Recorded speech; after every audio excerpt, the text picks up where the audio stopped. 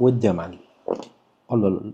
بلبن عمل اختراع جديد، دباديبو، دب في الدب. فاكيد في طريقه معينه لازم ندب بيها الدب. اول واحد دب في الدب بحقنه دكتور حسام حسن، ودب في الدب بالحقنه دي. هو الوحيد اللي دب في الدب صح. فانا جبتها بصراحه وهجرب ان انا ادب في الدب. كنت محتاج واسطه عشان اجيب البوكس التلاته مع بعض. بعد ما لفيت كتير جبت التلاته.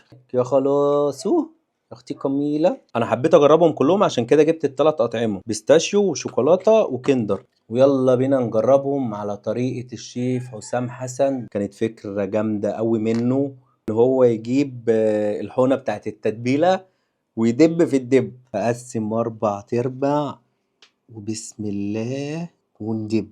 اوبا بالشفا. ناخد حته من الحته الطريه. بسم الله. ايه ده؟ اللي بره دوت موس شوكليت مع فادج كيك مع صوص بيستاشيو جوه. تحفة. تاني حاجة صوص البيستاشيو. نسحب العينة وهنقسم 4 وناخد في الربع العلوي. ودي يا معلم. الله الله الله الله الله الله. ايه ده؟ ايه يا دب ده؟ هو الدب عمل ايه؟ هو اللي عمل، انا ماليش دعوة، انا ما عملتش حاجة. انا ماليش دعوة. بص كده شكلها من جوه. موس شوكليت، فادج كيك، وجوه صوص بيستاشيو. بسم الله. صوص البيستاشيو مش ماشي عشان فيها بيستاشيو، بس هي عجبتني يعني عشان انا بحب صوص البيستاشيو قوي. عجبتني. الاختراع جامد بصراحة، جامد. ما كنتش متوقع كده، بس طلعت جامدة بصراحة، جامدة قوي. تعالوا بقى اخر واحدة نسقسقها بالشوكولاتة كده زي ما شفناها ان هم اصلا بياكلوها كده.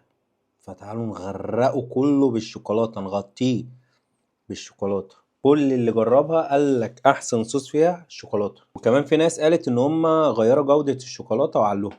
ناخد من الحتة الطرية دي.